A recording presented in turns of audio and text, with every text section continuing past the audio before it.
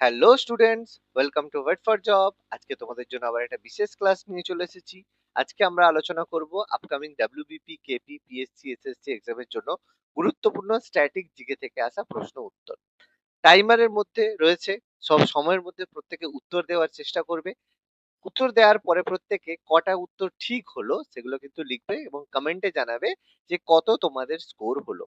তাহলে তোমরা বুঝতে পারবে যে নিজেদের প্রস্তুতি কতটা চূড়ান্ত রয়েছে। শুধুমাত্র ফ্রি ক্লাসেস নয়, যার সাথে সাথে তোমরা নিজেদেরকে একটা পরীক্ষামূলক জায়গায় নিয়ে যেতে পারো। সেই কারণে ওয়েট ফর জব সবসময় তোমাদের জন্য নতুনত্ব ক্লাস নিয়ে চলে আসছে। চলো, প্রথম ক্লাস। উপরে দেখো টাইমার রয়েছে, সবাই কিন্তু সময়ের মধ্যে দেওয়ার চেষ্টা করবে। ফার্স্ট প্রশ্ন, কাঞ্চনজঙ্ঘা জাতীয় উদ্যান ভারতের কোন রাজ্যে অবস্থিত? বিহার, সিকিম, চণ্ডীগড় না গুজরাট? দেখো টাইমার প্রায় শেষের দিকে, টাইম দিতে হবে, সময়ের মধ্যে উত্তর। কাঞ্চনজঙ্ঘা জাতীয় উদ্যান ভারতের কোন রাজ্যে অবস্থিত? দেখো অ্যান্সার কি হবে? অ্যান্সার হবে সিকিম। প্রত্যেকেই জানি সিকিম ভারতের সাথে যুক্ত হওয়ার পরে কাঞ্চনজঙ্ঘা জাতীয় উদ্যান ভারতের সাথে যুক্ত হয়, যেটা ইউনেস্কো ওয়ার্ল্ড হেরিটেজ সাইট নামে পরিচিত।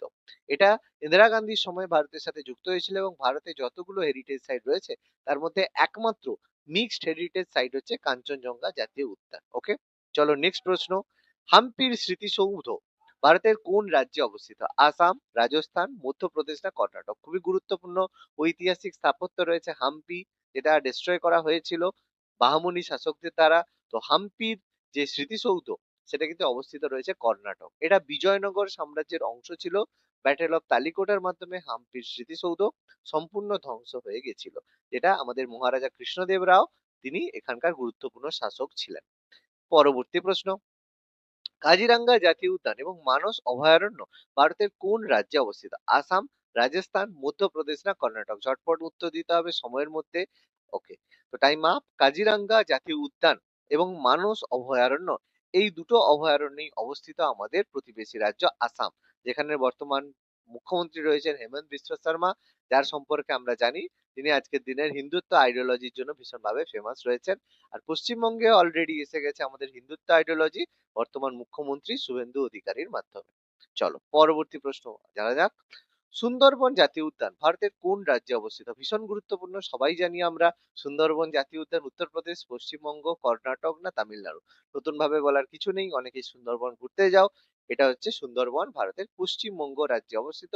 পশ্চিমবঙ্গের দক্ষিণ 24 পরগনায় বেসিক্যালি অংশটা রয়েছে সুন্দরবন। পরীক্ষায় একটা প্রশ্ন এসে থাকে, একটু খাতায় নোট ডাউন করে নিতে পারো যে সুন্দরবনের প্রবেশদ্বার বলা হয় কোন অংশটিকে, বা কোন জায়গাটিকে সুন্দরবনের প্রবেশদ্বার বলা হয়? উত্তর হবে ক্যানিং। ক্যানিংকে সুন্দরবনের প্রবেশদ্বার বলা হয়, কারণ কেউ যদি সুন্দরবনে যেতে চায় থ্রু ক্যানিং দিয়ে যেতে হয়। কেউ যদি সুন্দরবনে ঘুরতে যাও তাহলে দেখবে ক্যানিং স্টেশন থেকেই বিভিন্ন পরিষেবা রয়েছে, তোমরা সেই ধরনের পরিষেবা গ্রহণ করে সুন্দরবন ঘুরতে যেতে পারো। ওকে, পরবর্তী প্রশ্ন। অজন্তা ও ইলোরা গুহা ভারতের কোন রাজ্যে অবস্থিত? ভীষণ গুরুত্বপূর্ণ, ফার্স্ট হেরিটেজ সাইটের মধ্যে পড়ে। মহারাষ্ট্র, উত্তরপ্রদেশ, উড়িষ্যা না তামিলনাড়ু? নতুন ভাবে বলার কিছু নেই, অজন্তা এবং ইলোরা গুহা এটা ভারতের মহারাষ্ট্রে অবস্থিত, ঔরঙ্গাবাদ ডিস্ট্রিক্ট থেকে কিছু দূরে। যদিও এখন আর ঔরঙ্গাবাদ নেই, ছত্রপতি সম্ভাজি নগর হয়ে গিয়েছে। তো এই অজন্তা ইলোরা গুহা, যেটা ভারতের গুরুত্বপূর্ণ প্রথম হেরিটেজ সাইটে পড়ে, সেটা কিন্তু মহারাষ্ট্র রাজ্যে অবস্থিত। পরবর্তী প্রশ্ন, কেওলাদেও ঘানা জাতীয় উদ্যান কোন রাজ্যে অবস্থিত? আসাম, রাজস্থান, মধ্যপ্রদেশ না কর্ণাটক? এই জাতীয় উদ্যানটা সেই রাজ্যের ভীষণ ফেমাস, যেখানে পরিযায়ী পাখিরা কিন্তু অনেক দূর দূরান্ত থেকে এসে থাকে। কেওলাদেও ঘানা জাতীয় উদ্যান এটা রাজস্থানে অবস্থিত। তাহলে কতগুলো প্রশ্ন হলো এবং কত স্কোর করলে অবশ্যই কিন্তু তোমরা কমেন্ট করে জানিও। নেক্সট প্রশ্ন, ভীমবেটকা রক শেল্টার ভারতের কোন রাজ্যে অবস্থিত? খুব গুরুত্বপূর্ণ, এটা আমাদের প্রত্নতাত্ত্বিক নিদর্শন হিসেবে ভীমবেটকা গুহা দিল্লি, পশ্চিমবঙ্গ, বিহার না মধ্যপ্রদেশ? সবাই হয়তো জানি ভীমবেটকা রক শেল্টার, যেখানে আমরা প্রত্নতাত্ত্বিক নিদর্শন পেয়ে থাকি, যেটা ভারতের মধ্যপ্রদেশ রাজ্যে অবস্থিত। এর নাম ভীমবেটকা কেন? কারণ বলা হয় যে ঐতিহাসিকভাবে মহাভারতে ভীম এখানে তপস্যা করেছিলেন এবং এখান থেকেই তিনি আমাদের হনুমান, যে আমাদের পবনপুত্র হনুমান রয়েছেন, তার মানে আশীর্বাদ লাভ করেছিলেন। সেই জন্য এর নাম ভীমবেটকা গুহা বলা হয়েছে। পরবর্তী প্রশ্ন, খুব গুরুত্বপূর্ণ। সাঁচির বৌদ্ধ স্তূপ ভারতের কোন রাজ্যে অবস্থিত? টাইমের মধ্যে উত্তর দিতে হবে, মহারাষ্ট্র, উত্তরাখণ্ড, মধ্যপ্রদেশ না দিল্লি?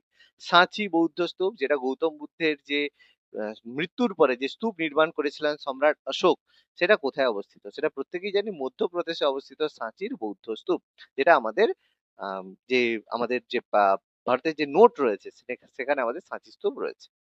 বুদ্ধগয়া মহাবোধি মন্দির ভারতের কোন রাজ্যে অবস্থিত?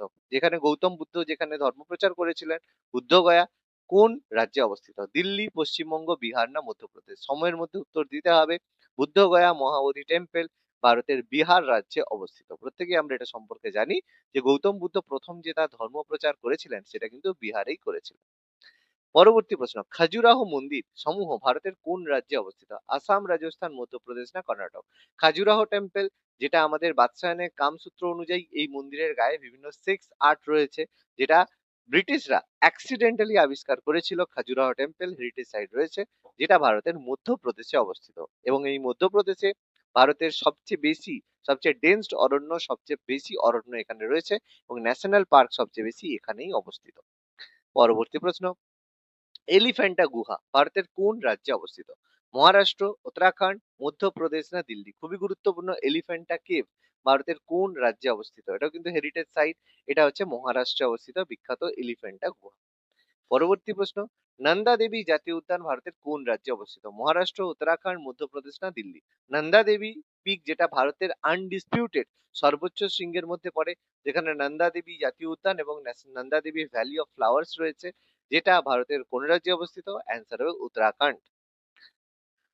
পরবর্তী প্রশ্ন, দ্য গ্রেট লিভিং অফ চোলা মন্দির ভারতের কোন রাজ্যে অবস্থিত? এটা চোল সাম্রাজ্যের দ্বারা দ্য গ্রেট লিভিং অফ চোলা মন্দির, যেটা রাজরাজা চোল রাজেন্দ্র চোল ফাউন্ডেশন করেছিলেন। তো চোল এম্পায়ার কোন অঞ্চল জুড়ে রয়েছে? উত্তরপ্রদেশ, পশ্চিমবঙ্গ, কর্ণাটক না তামিলনাড়ু?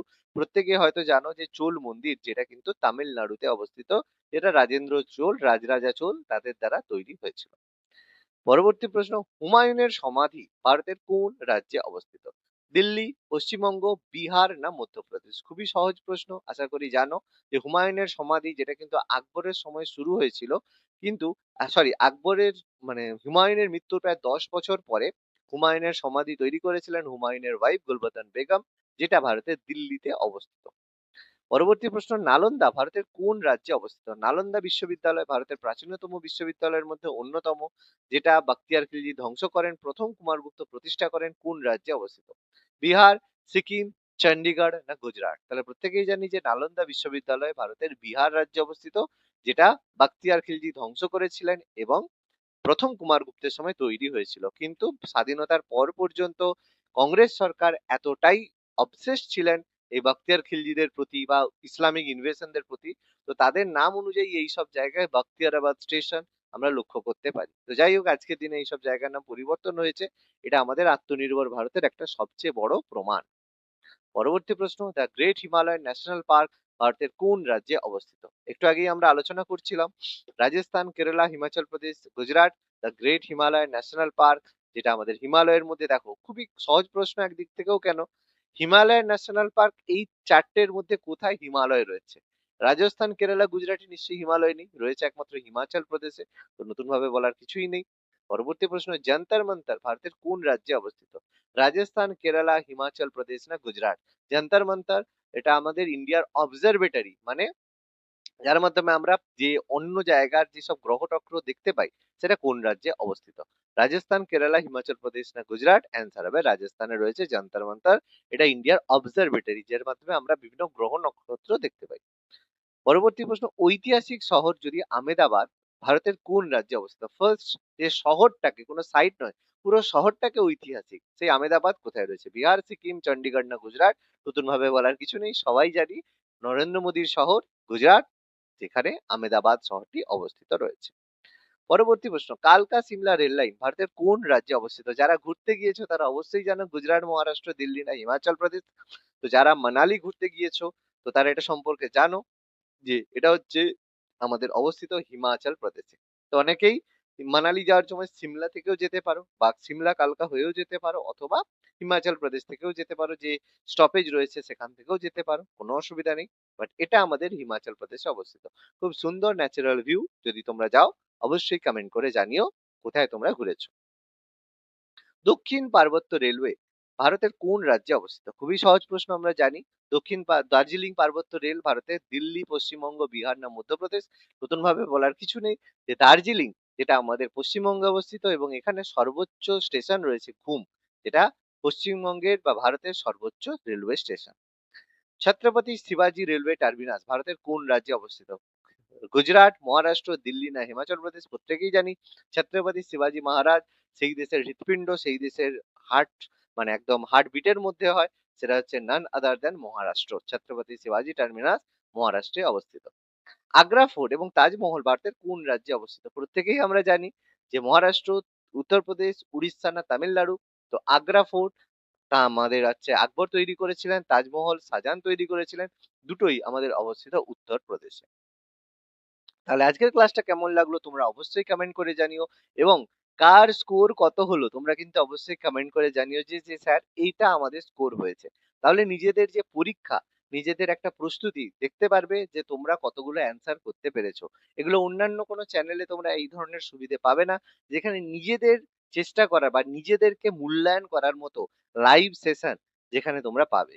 তাহলে সেই কারণেই ওয়েট ফর জব এই ধরনের আধুনিক এবং অত্যাধুনিক এবং তোমাদের ইউজার ফ্রেন্ডলি ক্লাস তোমাদের জন্য নিয়ে এসেছে। ক্লাসটা কেমন লাগলো অবশ্যই কমেন্ট করে জানিও, এবং এই ধরনের ক্লাস যদি রেগুলার বেসিসে পেতে চাও তাহলে অবশ্যই আমাদের চ্যানেল ওয়েট ফর জবকে ফলো করতে ভুলো না। Thank you.